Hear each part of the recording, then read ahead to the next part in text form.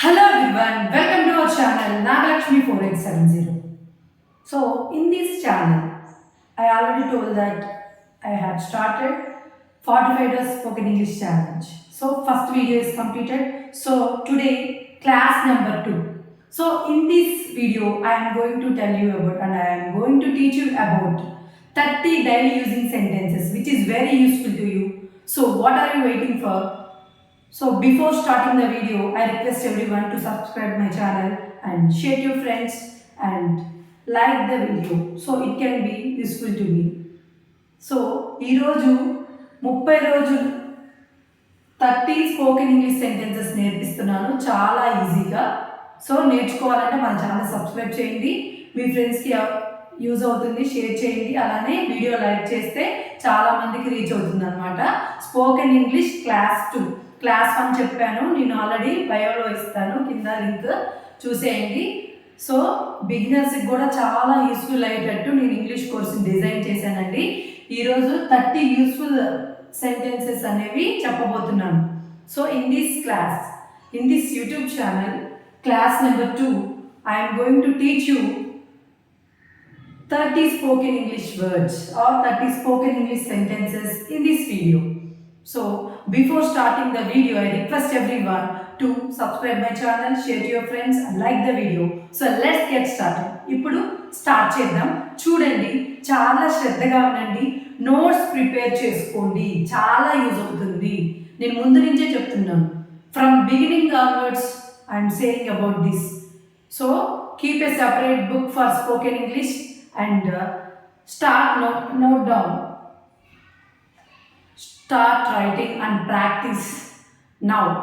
So ee roju day 2 class chudamu, chudandi.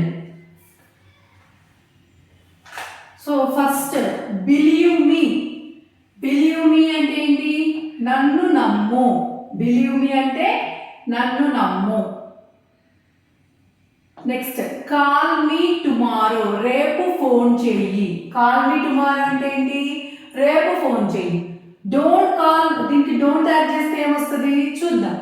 Don't call me tomorrow అంటే రేపు phone చెయ్యకు. Call me tomorrow అంటే phone చెయ్యి. Don't call me అంటే phone చెయ్యకు. డోంట్ అంటే వద్దు అని, అర్థమైంది కదా? సో కాల్ మీ టుమారో అంటే రేపు ఫోన్ చెయ్యి. డోంట్ కాల్ మీ టుమారో అంటే రేపు ఫోన్ చెయ్యకు. నెక్స్ట్, కమ్ విత్ మీ, నాతో పాటు రా. దీన్ని నెగటివ్ సెంటెన్స్ అంటే చెప్పాలి. డోంట్ కమ్ విత్ మీ, నాతో పాటు రాకు. కమ్ విత్ మీ అంటే నాతో పాటు రా. డోంట్ కమ్ విత్ మీ అంటే నాతో పాటు రాకు అని అర్థం అన్నమాట. డోంట్ అంటే నెగిటివ్, రావద్దని అర్థం. సో ఏం చెప్పారు మీకు? I said to you to prepare A notes, daily notes. So daily you have to prepare the notes. So it could be easy to you. రోజు కనుక నోట్స్ ప్రిపేర్ చేసుకొని ఒక సపరేట్ బుక్ పెట్టుకొని రాసుకొని ప్రిపేర్ అయ్యి మీకు మీరు చెప్పుకున్నట్లయితే మీకు చాలా ఈజీగా వస్తుంది. ఈవెన్ హౌస్ వైఫ్స్కి, ఇంట్లో ఉన్న వాళ్ళకి కూడా చాలా యూస్ఫుల్ అవుతుంది. సో అందరూ చూడండి, మన ఛానల్ని సబ్స్క్రైబ్ చేసుకోండి, లైక్ చేయండి. మీ ఫ్రెండ్స్, ఫ్యామిలీ మెంబర్స్ ఎవరైతే స్పోకెన్ ఇంగ్లీష్ నేర్చుకున్నామో, భయపడకుండా, హడావిడి లేకుండా నేర్చుకుందాం అనే వాళ్ళకి షేర్ చేయండి, చాలా యూజ్ అవుతుంది వాళ్ళకు కూడా. చాలామంది అనుకుంటూ ఉంటారు స్పోకెన్ ఇంగ్లీష్ కష్టమని. కష్టమే కాదు, మీరు ఇష్టంగా చేస్తే చాలా ఈజీ. మీరు ప్రాక్టీస్ చేయాలి, రాసుకోవాలి, మిమ్మల్ని మీరు క్వశ్చన్ చేసుకోవాలి, ఇవన్నీ పాయింట్స్ ఉంటాయి అన్నమాట. సో ఇవన్నీ చేస్తే ఏదైనా సాధ్యమే. Practice makes a man perfect. So ఎప్పుడైతే ప్రాక్టీస్ చేస్తావో, డైలీ మాట్లాడడం మొదలు పెడతావో, నీకు నువ్వు మాట్లాడాలన్నమాట. నీకు నువ్వు మాట్లాడితే ఇంకా కాన్ఫిడెన్స్ వస్తుంది అనమాట. చాలామంది కాన్ఫిడెన్స్ లేకుండా భయపడతా ఉంటారు స్పోకెన్ ఇంగ్లీష్ అని. ఏమీ అవసరం లేదు. సో మీకు మీరు ప్రాక్టీస్. సో ఇది తప్పు చేశానా, మళ్ళీ దాన్ని కరెక్ట్ చేసుకోవడం. సో ఇలా ప్రాక్టీస్ చేసినట్టయితే మీకు చాలా ఈజీగా వస్తుంది. నోట్స్ నోట్ డౌన్ చేసుకోవాలి, డైలీ నోరు విప్పి మాట్లాడాలి, speak out. So self-study is very important, and if there is no one in front of you, what you have to do? You have to practice yourself. So నీకు నువ్వు practice చేస్తే చాలా ఈజీగా వస్తుంది అనమాట. అర్థమైంది కదా? నీకు నువ్వు నోరు విప్పి డైలీ మాట్లాడితే, ఇప్పుడు ఫారెన్లో పిల్లలకి ఎవరు చెప్పారండి? చిన్నపిల్లలు ఉన్నారు కదా, వాళ్ళు చిన్న పిల్లల నుంచి మాట్లాడితే మన తెలుగు భాష మన పిల్లలు నేర్చుకున్నారు, వాళ్ళ పిల్లలు మాట్లాడడం ద్వారా నేర్చుకున్నారు, తల్లిదండ్రులు మాట్లాడింది వినిపించుకొని వాళ్ళు నేర్చుకున్నారు. సో మనం కూడా ఇంగ్లీష్ రావాలంటే డైలీ ప్రాక్టీస్ చేయాలి. నోటి మీద ప్రాక్టీస్ చేస్తే వస్తుందన్నమాట.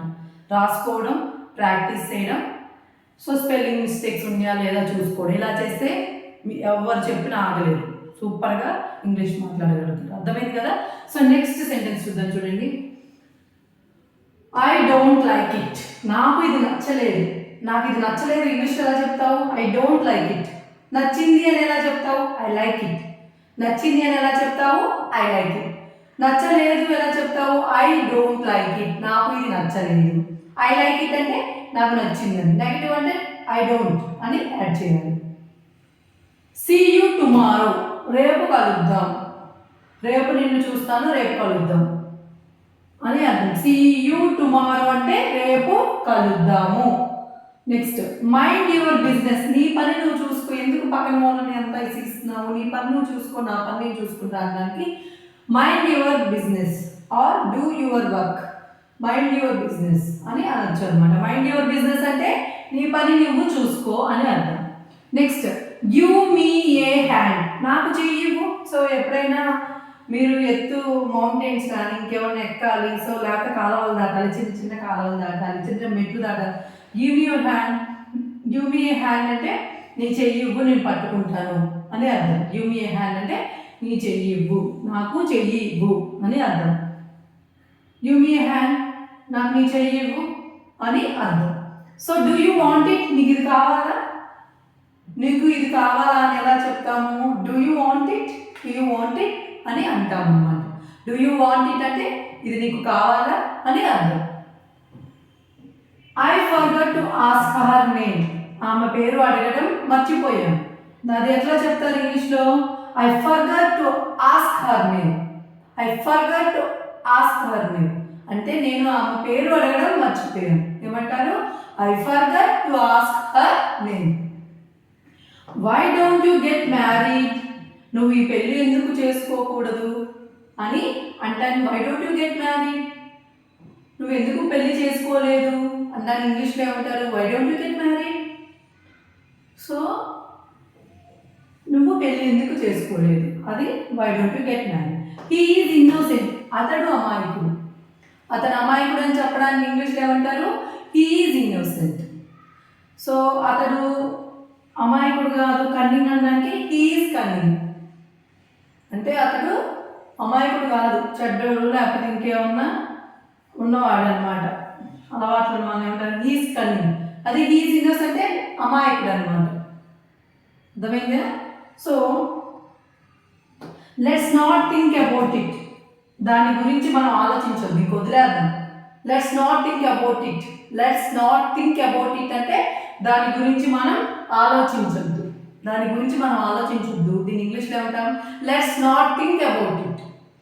దాని గురించి మనం ఆలోచిద్దాం అనడానికి ఏమంటారు? Let's think about it. Let's think about it అంటే దాని గురించి మనం ఆలోచిద్దాము అన్నది.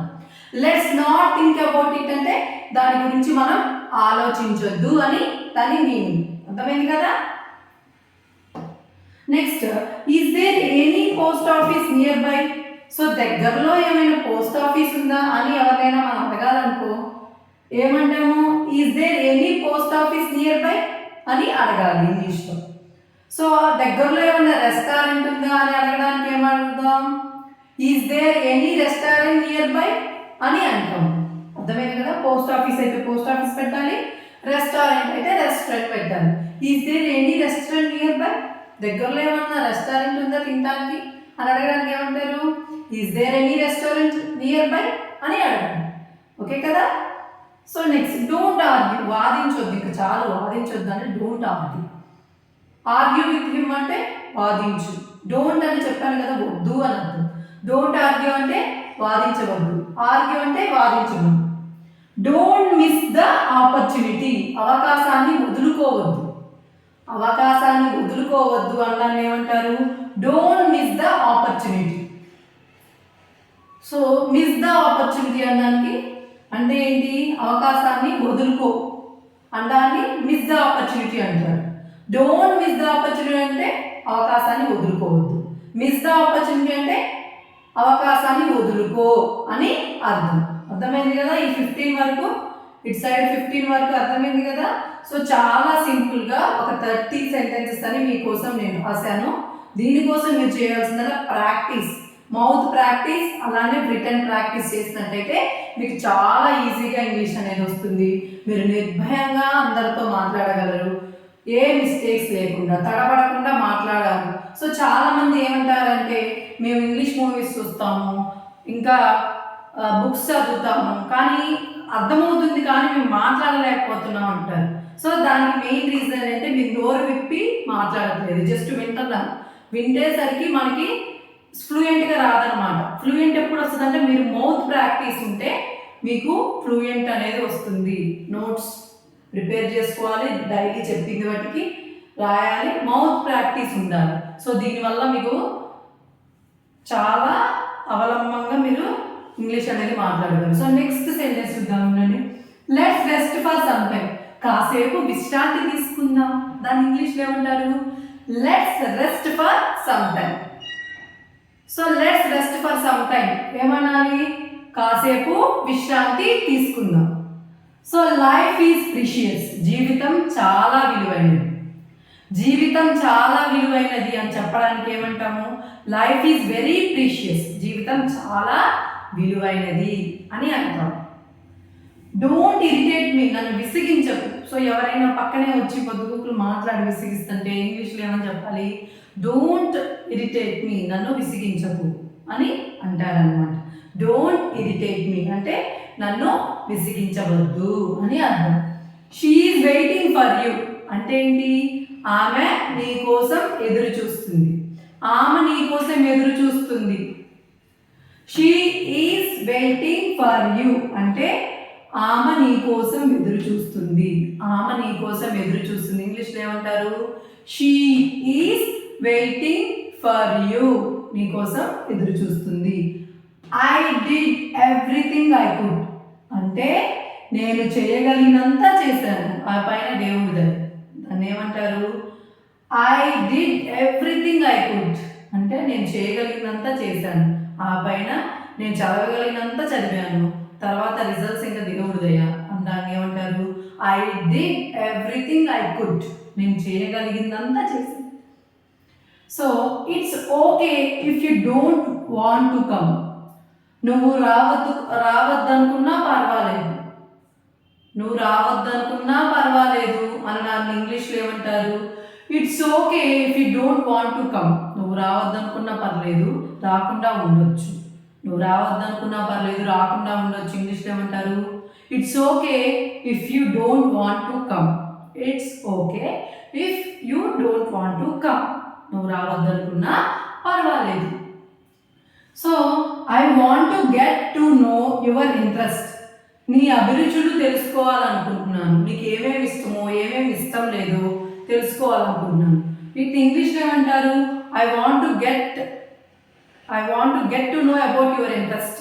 నీ అభిరుచుల్ని, నీ ఇష్టాయిష్టాలను తెలుసుకోవాలనుకుంటున్నాను. నీ ఇష్టాయిష్టాలను తెలుసుకోవాలనుకుంటున్నాను ఏమంటారు ఇంగ్లీష్లో? I want to get to know about your interest. నీ ఇష్టాయిష్టాలను తెలుసుకోవాలనుకుంటున్నాను. So she is 4 years older than me. She is 4 years older than me. ఆమె నాకంటే 4 ఏళ్ళు పెద్దది. She is 4 years older than me. ఆమె నాకంట 4 ఏళ్ళు పెద్దది. ఇది ఇంగ్లీష్లో ఏమంటారు? She is 4 years older than me. అంతే, easy. So I can't wait. నేను ఇంకా వేచి ఉండలేను, నీరసం వస్తుంది అనడానికి ఏమంటారు? I can't wait. నేను ఇంకా వేచి ఉండలేను. ఐ నో అంటే నాకు తెలుసు. ఐ డోంట్ నో అంటే నాకు తెలియదు. డోంట్ అంటే నెగటివ్ అని చెప్పాను కదా. ఐ నో నాకు తెలుసు. ఐ డోంట్ నో నాకు తెలియదు. తెలుసు అన్నాన్ని ఐ నో, తెలియదు అన్నాన్ని I don't know. Don't tell me that. నాకు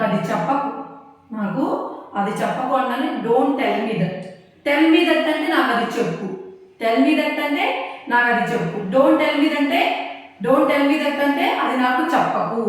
టెల్ మీ దట్ అంటే చెప్పు, అది నాకు చెప్పు. డోంట్ టెల్ మీ దట్ అంటే అది నాకు చెప్పకు.